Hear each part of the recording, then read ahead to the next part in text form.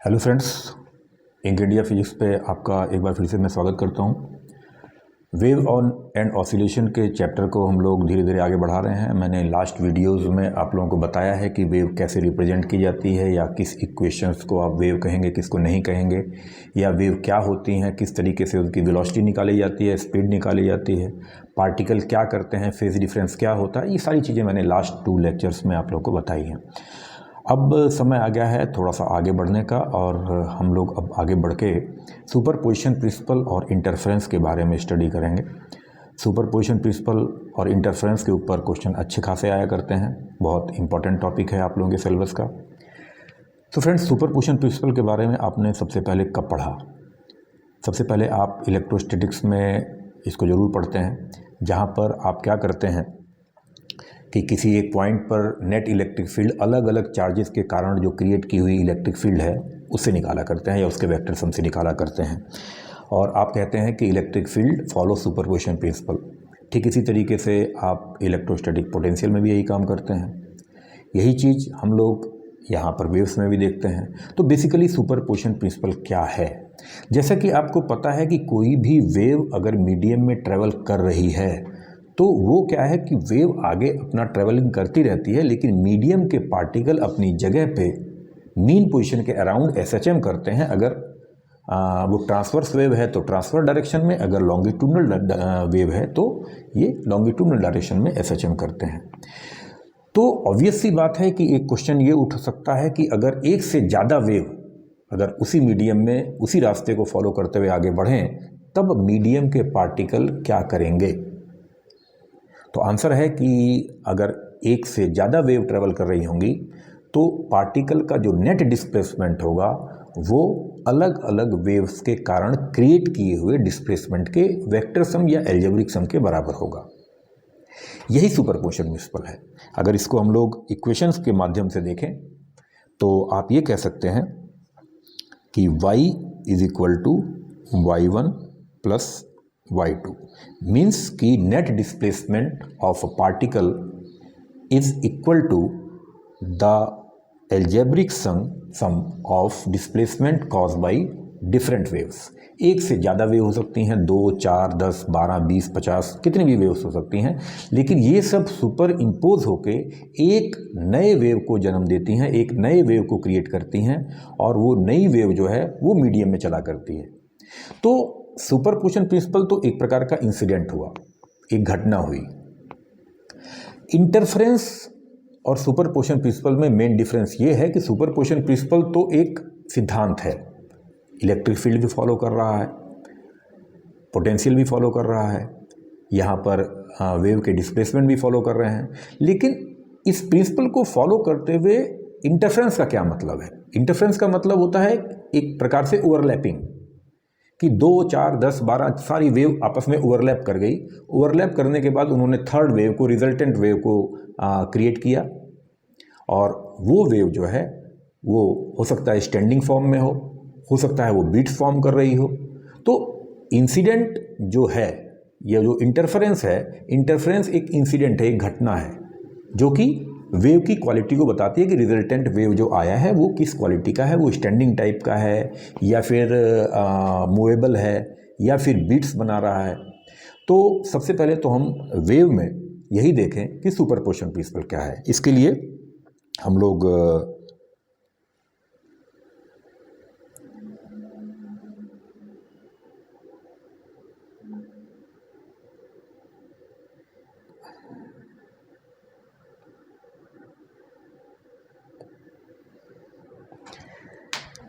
ये यहाँ पर आपको 2 वेव का सुपरपोजिशन प्रिंसिपल दिखाया गया है, सुपरपोजिशन होते हुए दिखाया गया है। मैं आपको सबसे पहले इंडिविजुअल वेव के बारे में बता रहा हूँ कि इंडिविजुअल वेव जो है उसमें किस तरीके से रहेंगी और कैसे कैसे वो आपस में ओवरलैप करेंगी। यहाँ पर आप देखें, ये जो आप वेव देख रहे हैं ये साइनोसोडियल वेव है, और किसी समय इसका फोटोग्राफ जो लिया गया है वो इस तरीके का आया हुआ है। अगर ये वेव अकेले मीडियम में चलती तो मीडियम के पार्टिकल को वो किसी भी समय पर, जिस समय आपने इसका फोटोग्राफ लिया है, स्क्रीनशॉट लिया है, उस समय पार्टिकल को इस प्रकार से डिस्प्लेसमेंट करती जिस तरह से आप इसमें देख रहे हैं। अगर इसी समय एक दूसरी वेव आ जाती जो कि इस प्रकार की होती और मीडियम के पार्टिकल को मैक्सिमम डिस्प्लेसमेंट 4 तक देती, तो कौन कौन से पार्टिकल कितना कितना डिस्प्लेसमेंट होते इस ग्राफ से आप देख सकते हैं। लेकिन हमारा यहां पर मोटो ये नहीं है कि हम किसी एक वेव का देखें कि वो कितना डिस्प्लेसमेंट कर रहा है, हमें यह है कि ये दोनों वेव अगर आ गई तो क्या होगा। अब ये दोनों वेव आ गई, सपोज करिए ये दोनों वेव यहां पर आ गई। अब दोनों वेव आ गई तो पार्टिकल को ऑब्वियस सी बात है, एक वेव डिस्प्लेस अपने हिसाब से करेगी, दूसरी वेव अपने हिसाब से करेगी, तो नेट पार्टिकल का डिस्प्लेसमेंट दोनों वेव के कारण जो डिस्प्लेसमेंट हुआ है उसके वेक्टर सम के बराबर होना है। फॉर एग्जाम्पल आप ये कह सकते हैं, यहां पर सपोज करिए किसी मीन पार्टिकल, जो पहले पार्टिकल यहां पर मीन पोजीशन पे था, उसको ब्लू कलर की वेव ने इतना डिस्प्लेसमेंट किया है, यानी इतनी ऊंचाई उसको पहुंचा दिया है। उसी समय जो दूसरी वेव थी, यानी ब्लैक कलर की जो वेव दिखाई गई है, उसी समय अगर वो वहां से पास हो रही थी तो उसने उसको कितना डिस्प्लेस किया है, ये आप देख रहे हैं 4 यूनिट डिस्प्लेस किया है। अब अगर मान लीजिए इन दोनों को मिक्सअप करने के बाद एक थर्ड वेव क्रिएट होती है, तो वो थर्ड वेव क्या होगी, दोनों को मिक्सअप कर दिया गया है और मिक्सअप के बाद देखें ये थर्ड वेव है। थर्ड वेव यानी कि अगर ये दोनों वेव आपस में ओवरलैप कर गई और थर्ड वेव बनी तो वो इस तरीके की होगी। यानी किसी भी पॉइंट पर जो पार्टिकल का नेट डिस्प्लेसमेंट होगा वो दोनों के कारण जो डिस्प्लेसमेंट हुआ है उसके वेक्टर सम के बराबर होगा। अब चूंकि एक ही डायरेक्शन में डिस्प्लेसमेंट हो रहा है तो आप अलजेब्रिक भी कह सकते हैं।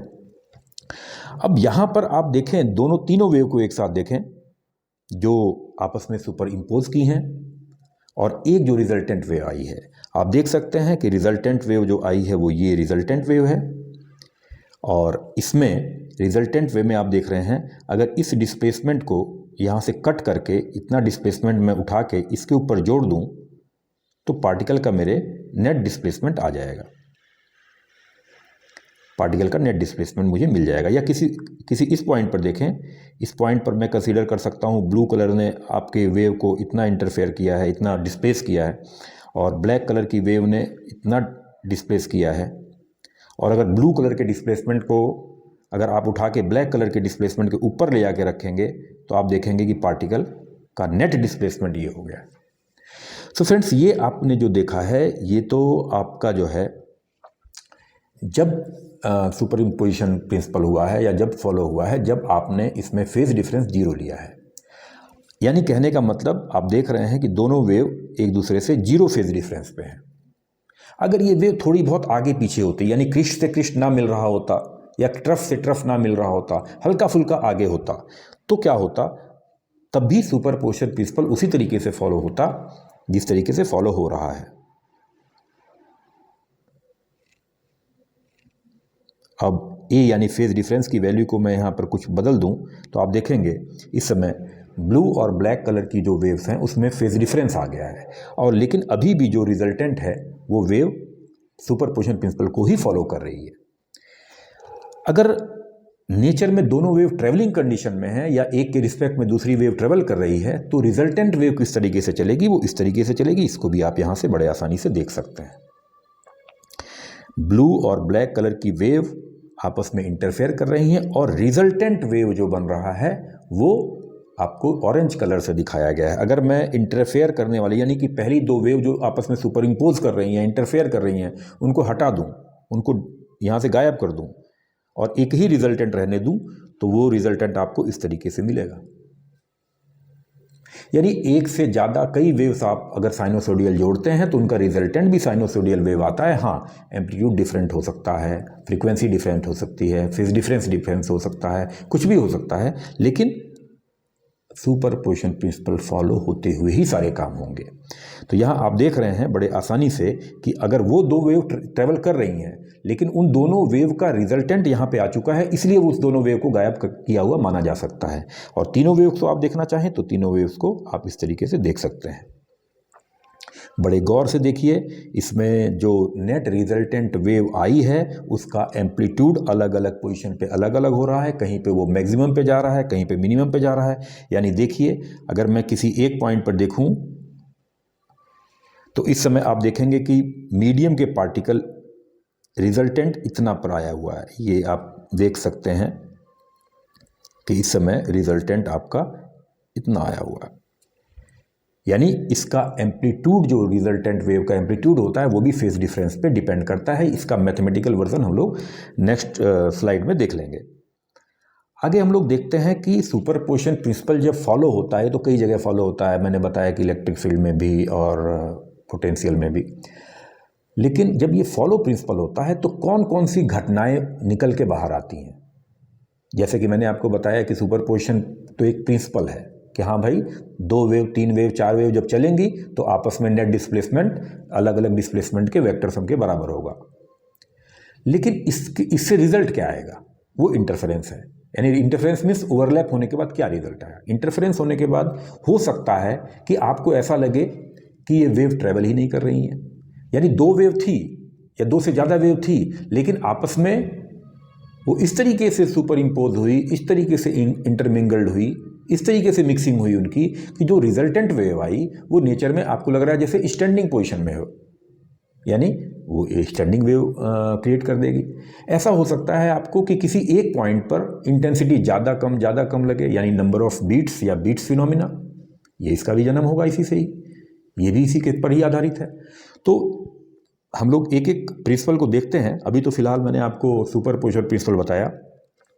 सुपरपोजिशन प्रिंसिपल में केवल इतना आपको ध्यान रखना है कि नेट डिस्प्लेसमेंट अलग अलग पार्टिकल के डिस्प्लेसमेंट के वेक्टर सम के बराबर होगा।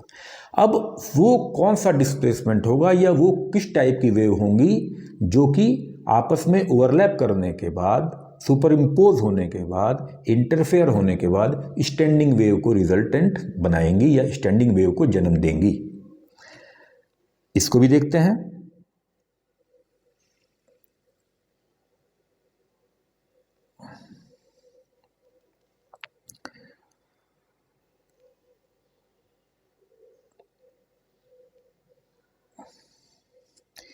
यहां पर आप देखें, मैंने आपको यहां पर एक वेव दिखा रखी है और जिसका इक्वेशन जो है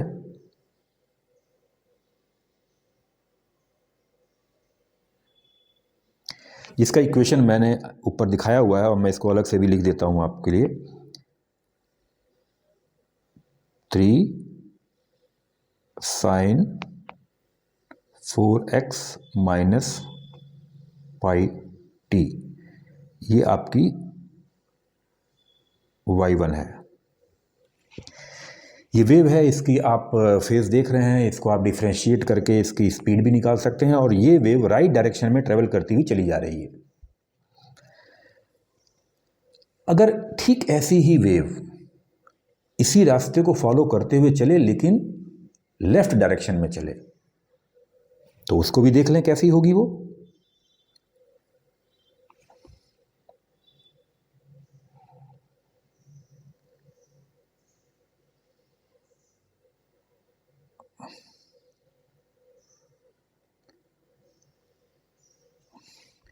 यहाँ पर एक दूसरे कलर की आपको वेव दिखाई गई है जिसका आप कह सकते हैं कि जो कि y2 है। ये y2 है और इसका एम्पलीट्यूड 3 है। साइन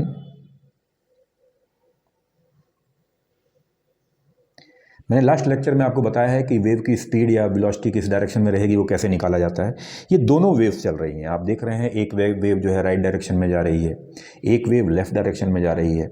अगर दोनों वेव एक साथ चलेंगी तो कैसे जाएंगी या किस तरह से लगेंगी वो आप इस तरीके से देख सकते हैं।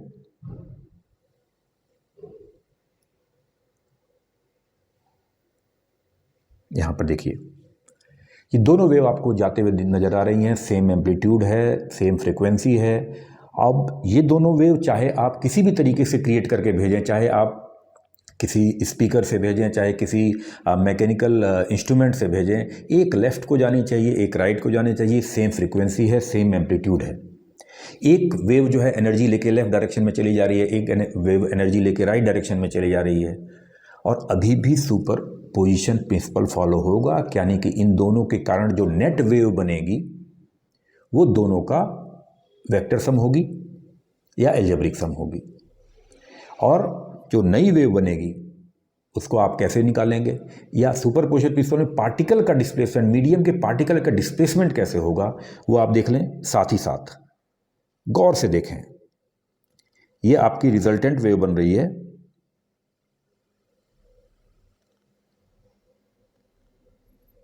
यहां देखें आप रिजल्टेंट वेव।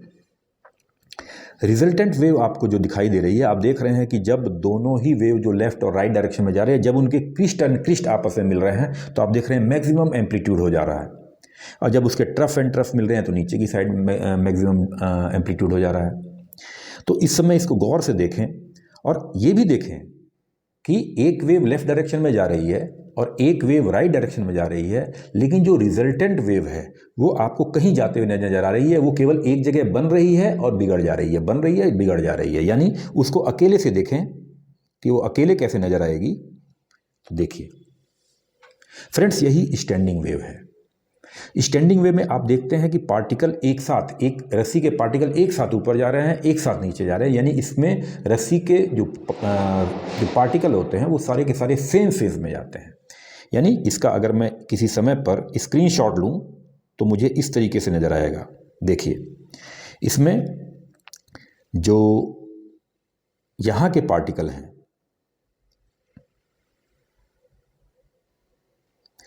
जो इस साइड के पार्टिकल हैं, ये सारे के सारे सेम फेज में हैं, एक साथ ऊपर को गए हैं, और यहाँ पे जो पार्टिकल आप देख रहे हैं ये सब एक साथ नीचे गए हैं, ये एक साथ नीचे गए हैं। जब ये पार्टिकल ऊपर चल रहे थे तो सेम टाइम पर ये पार्टिकल नीचे चल रहे थे, यानी ये दोनों के दोनों ऊपर वाले सारे सेम फेज में हैं और नीचे वाले भी सारे सेम फेज में हैं, लेकिन ऊपर वाले के रिस्पेक्ट में नीचे वाले अपोजिट फेज में हैं। यानी इसमें आप देख सकते हैं कि आप एक बार वेव जो है लूप ऊपर बनाएगा, फिर वही वेव जो है आके नीचे लूप बना देगा, फिर वही ऊपर जाएगा, फिर वही नीचे जाएगा। यानी ये स्टैंडिंग वेव है। स्टैंडिंग वेव कैसे क्रिएट की जाती है? आमतौर पर इसके क्रिएट करने का तरीका आसानी से तो यही रहता है कि एक वेव आप ट्रेवल करवाएं और वो किसी रिजिड बाउंड्री से रिफ्लेक्ट होके आए, और रिफ्लेक्ट होके आएगी तो ऑब्वियस ही बात है अपोजिट डायरेक्शन में चलेगी, और जब दोनों आपस में इंटरफेयर करेंगी तो फिर आपको स्टैंडिंग वेव दिखाई देगी। फिर से एक बार इसको देखिए गौर से, स्टैंडिंग वेव किस तरीके से बना करती हैं।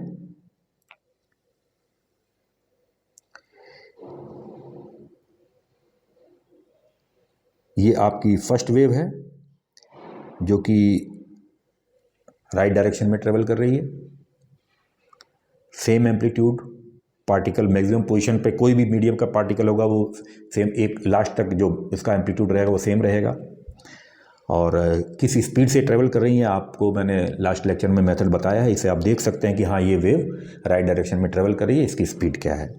सेम एम्पलीट्यूड की वेव लेफ़्ट डायरेक्शन में ट्रेवल करे तो उसको आप देख सकते हैं, ये अब ये दोनों वेव आप देख रहे हैं, दोनों वेव आप देख रहे हैं, दोनों वेव एक बार क्रिस्ट टू क्रिस्ट मिल रही हैं, एक बार ट्रफ टू ट्रफ मिल रही हैं, सेम फ्रीक्वेंसी की हैं, सेम एम्पलीट्यूड की हैं, और अब दोनों अगर सुपर इम्पोज हो गई तो नेट रिजल्टेंट जो डिस्प्लेसमेंट का आएगा या नेट रिजल्टेंट जो वेव बनेगी वो क्या बनेगी, वो आप इससे देख सकते हैं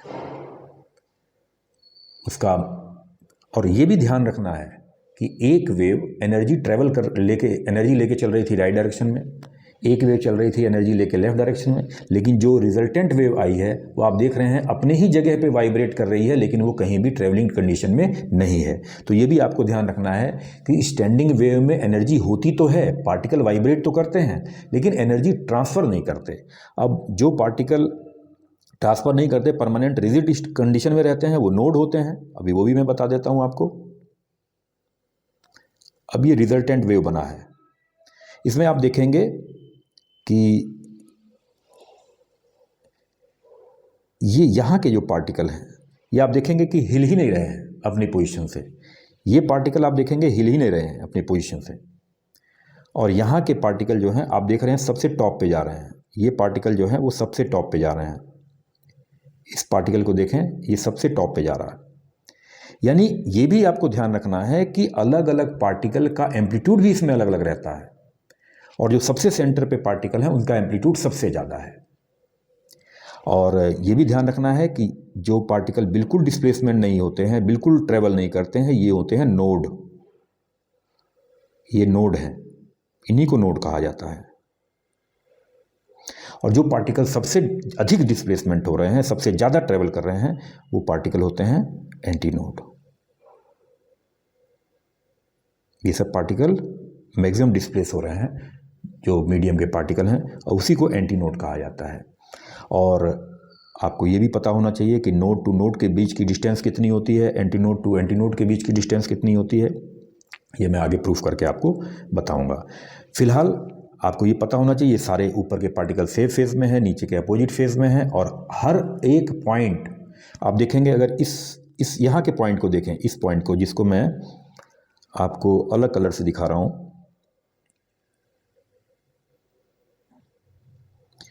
मैं सपोज करिए इस वाले पार्टिकल की बात करूं, ये पार्टिकल आप देखेंगे कि ज़्यादा से ज़्यादा कहाँ डिस्प्लेस हुआ है, यहाँ तक।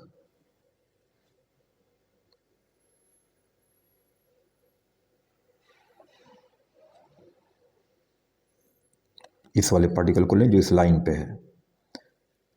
अब ये लाइन ज़्यादा से ज़्यादा आप देख रहे हैं यहाँ तक गई है। इस लाइन को आप देख सकते हैं, ज़्यादा से ज़्यादा ये पार्टिकल, यहाँ का पार्टिकल ज़्यादा से ज़्यादा डिस्प्लेस होते होते होते होते इस पॉइंट तक गया है। यानी इसका एम्पलीट्यूड कुछ और है, और जो पार्टिकल यहाँ पे है वो डिस्प्लेस होते होते कहाँ तक गया है, आप देखें, यहाँ तक गया है। तो स्टैंडिंग वेव में आपको इस फिगर से ये भी क्लियर हो जाएगा कि स्टैंडिंग वेव जब क्रिएट होती है, बनती है, तो अलग अलग पार्टिकल का जो एम्पलीट्यूड होता है वो अलग अलग होता है, ये भी ध्यान रखना है। हाँ, मैक्सिमम जो एम्पलीट्यूड होता है किसी अगर पार्टिकल का होता है वो एंटी नोड वाले पार्टिकल का होता है, और वो होता है 2 टाइम्स ऑफ इंडिविजुअल एम्पलीट्यूड। वो हम लोग प्रूफ करेंगे, उसमें आपको टेंशन लेने की आवश्यकता नहीं है। सो फ्रेंड्स, इसको गौर से देखते रहिए, क्या है, इससे कई चीज़ें आपको समझ में आएंगी। आगे हम लोग चलेंगे कि अगर यही सुपरपोजिशन प्रिंसिपल जो है अगर फॉलो होता है विद रिस्पेक्ट टू टाइम, तो क्या होता है। यहाँ पे भी आपने इंटरफेरेंस देखा, इसके पहले भी इंटरफेरेंस देखा था। इंटरफेरेंस का मतलब केवल ओवरलैपिंग से है। इसके बाद भी आप देखेंगे इंटरफेरेंस, लेकिन वो इंटरफेरेंस होगा टाइम के अनुसार। यानी आप किसी जगह पे खड़े हैं, वहाँ पे आपके पास वेव्स आ रही हैं, और आपको वो वेव्स की जो इंटेंसिटी है, जो आवाज़ है, वो कभी ज़्यादा कभी कम सुनाई दे रही है, यानी बीट्स। आप समझ गए होंगे मैं किसकी बात करना चाह रहा हूँ। सो नेक्स्ट हम लोग देखेंगे कि बीट्स क्या हैं, और बीट्स किस तरीके से क्रिएट होती हैं, और कैसे बीट्स की फ्रीक्वेंसी निकाली जाती है। ये मैं आपको नेक्स्ट टॉपिक में बताऊंगा, नेक्स्ट स्लाइड्स में बताऊंगा। आप देखें बीट्स के बारे में।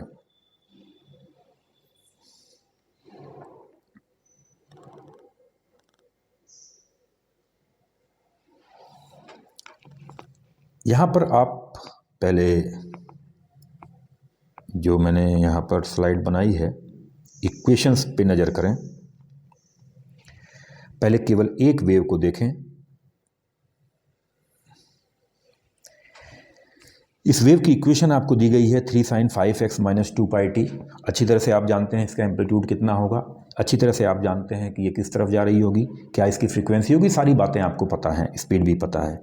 और इसमें आप ये ध्यान रखें कि ये वेव चल तो रही है, लेकिन आप जो बैठे हैं, आप यहाँ पर बैठे हैं, इस जगह पे आप यहाँ पर बैठे हैं,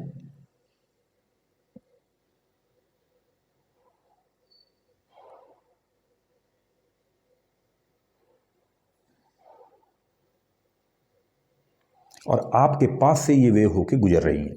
सारी की सारी वेव्स जो हैं वो आपके पास से होके गुजर रही हैं, और आपको जो मैक्सिमम एम्पलीट्यूड जो होगा वो ए ही सुनाई देगा, क्योंकि इस जो वेव जो जा रही है इसका एम्पलीट्यूड कांस्टेंट है। एम्पलीट्यूड मीन्स आपको पता है मैक्सिमम डिस्प्लेसमेंट होता है मीडियम के पार्टिकल का, तो वो तो कांस्टेंट है, आप देख रहे हैं। अगर इसी तरीके की एक और वेव देखी जाए, वो भी इसी तरफ जा रही हो,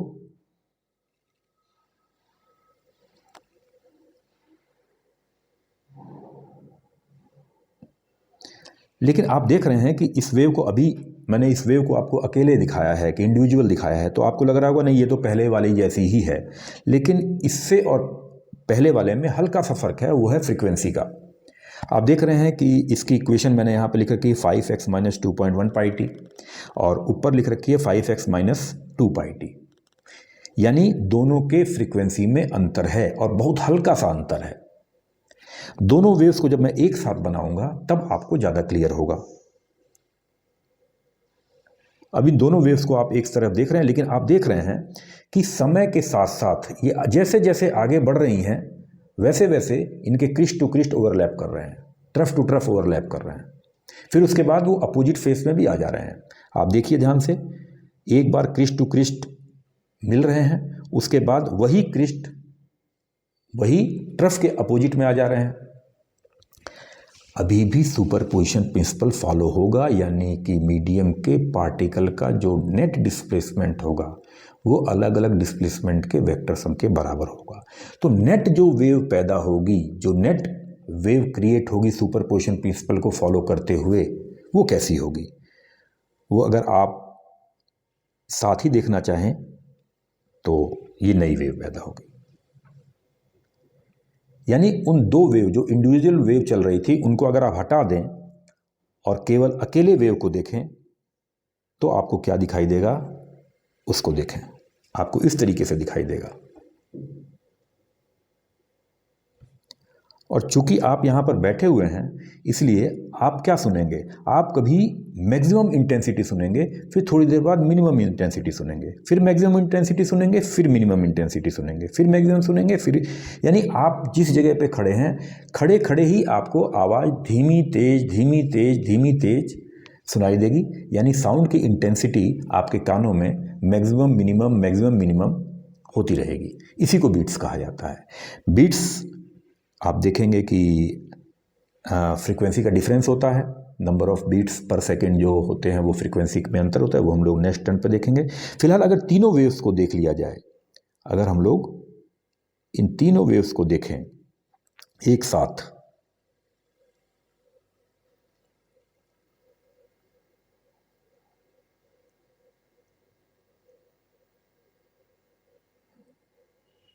तब क्या होगा। आप देखिए, दो वेव्स जो कि ग्रीन और वॉयलेट कलर से चल रही हैं, वो जब आपस में क्रिस्ट टू क्रिस्ट मिला रही हैं तो रिजल्टेंट वेव जो है उसका एम्पलीट्यूड खूब ज़्यादा हो जा रहा है, और वही जब अपोजिट फेस में आ रही हैं तो उनका एम्पलीट्यूड बिल्कुल जीरो हो जा रहा है। यानी ये जो वैक्सिंग वेनिंग है, ये जो मैक्सिमा और मिनिमा बार बार बन रहा है, इसी को अगर आप इसको सुनना चाहते हैं तो आप हारमोनियम के दो एडजेसेंट की को दबा के या पियानो के दो एडजेसेंट की को मतलब प्रेस करके आप इसकी आवाज़ को सुन सकते हैं। ये आवाज़ आपको मतलब कुछ इस तरीके से वाइब्रेट होते हुए मिलेगी, इस तरीके से मिलेगी। यही नंबर ऑफ बीट्स हैं, यही बीट्स हैं। और बीट्स की फ्रिक्वेंसी जो होती है या बीट्स फ्रिक्वेंसी जो होती है वो इंडिविजुअल वेव्स की फ्रिक्वेंसी का डिफरेंस होती है। इसको हम लोग प्रूफ आगे करेंगे। तो ध्यान इसमें क्या रखना है कि जो सुपरपोजिशन प्रिंसिपल है उसको फॉलो करते हुए जो घटनाएं हुआ करती हैं, जो इंसिडेंट हुआ करती हैं, इंटरफेरेंस हुआ करते हैं, उससे एक स्टैंडिंग वेव पैदा होती है, वो मैंने आपको बताया। एक मैंने आपको ये भी बताया कि अगर हल्का सा फ्रीक्वेंसी में डिफरेंस हो और दोनों वेव आपके पास आए तो आप कैसी वेव सुनते हैं और कैसा जो है बीट सुनते हैं और कैसी वेव रिप्रेजेंट होती है, ये भी मैंने आपको बताया। और इस समय मैंने आपको बताया है कि दोनों वेव्स का जो एम्पलीट्यूड है वो सेम है, इसलिए एक आवाज़ जो मैक्सिमम सुनेंगे वो आप तेज़ सुनेंगे और जो मिनिमम वाला यानी जब वही ओवरलैप करते हुए मिनिमम पे आएगा तो आप जीरो साउंड सुनेंगे। लेकिन अगर एक वेव का एम्पलीट्यूड बदल जाए, सपोज करें एक वेव का एम्पलीट्यूड बदल जाए तो इक्वेशन कुछ अलग हो जाएगी, और उसके लिए आपको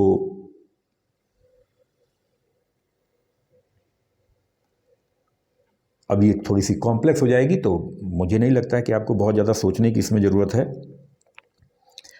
आप देख सकते हैं कि अभी भी उसी तरीके की वेव है लेकिन एम्पलीट्यूड अलग अलग हो गया है, लेकिन बीट्स का फिनोमेना अभी भी होगा, हल्की फ्रिक्वेंसी में डिफरेंस है। हाँ, मिनिमम जो साउंड है वो जीरो पे नहीं जाएगी। अब इसके बाद यही चीज़ अगर हम लोग इंटरफेरेंस में स्टैंडिंग वेव में देखें तो स्टैंडिंग वेव में भी आप देख रहे थे कि तीनों चीज़ें अगर आप एक को एक साथ दिखाई जाएँ, तीनों वेव्स आपको एक साथ दिखाई जाएँ तो किस तरह से चल रही थी। दोनों वेव्स का मैंने एम्पलीट्यूड सेम ले रखा था और इसलिए आप देख रहे थे कि स्टैंडिंग वेव एक ही जगह पे ओवरलैप कर रही थी बार बार और मिनिमम एम्पलीट्यूड जीरो हो जा रहा था। आप देख रहे थे कि जो ऑरेंज कलर की वेव है वो एक्स एक्सिस पे एकदम उसका डिस्प्लेसमेंट जीरो होते हुए नज़र आ रहा है। लेकिन अगर आप इसमें भी एम्पलीट्यूड को बदल दें, हल्का सा चेंज कर दें, तब आप देखेंगे मिनिमम जो एम्पलीट्यूड है वो जो पहले बिल्कुल जीरो हो जा रहा था वो अब ऊपर से ही उठ जाएगा, यानी कि मिनिमम जो एम्पलीट्यूड होगा वो जीरो नहीं होगा। इस तरह की चीज़ें हैं जो आप आगे मैथमेटिक्स के बेस पे कर सकते हैं। मैंने आपको पिक्टोरियल डायग्राम इसलिए बताया ताकि आपको इसके कॉन्सेप्ट को समझने में आसानी रहे। तो फ्रेंड्स, इसके जो बाद जो नेक्स्ट वीडियोज़ मेरा आएगा उसमें मैं यही बीट्स और यही स्टैंडिंग वेव इन सबको मैं मैथमेटिक्स से प्रूफ करूँगा और हम लोग जो IITs में और नीट में आए हुए सवाल हैं उसको भी सॉल्व करेंगे। फ़िलहाल ये जो वीडियो है ये आप बढ़िया से देखिए, समझिए और जो कॉन्सेप्ट आप पहले से जानते हैं उसको कोरिलेट कीजिए। अगर आपके दिमाग में कोई क्वेश्चन है या कुछ आप प्रॉब्लम ऐसी है जो आप सॉल्व करना चाहते हैं या डिस्कस करना चाहते हैं तो आप कमेंट बॉक्स में लिख सकते हैं। फ़िलहाल बने रहिए।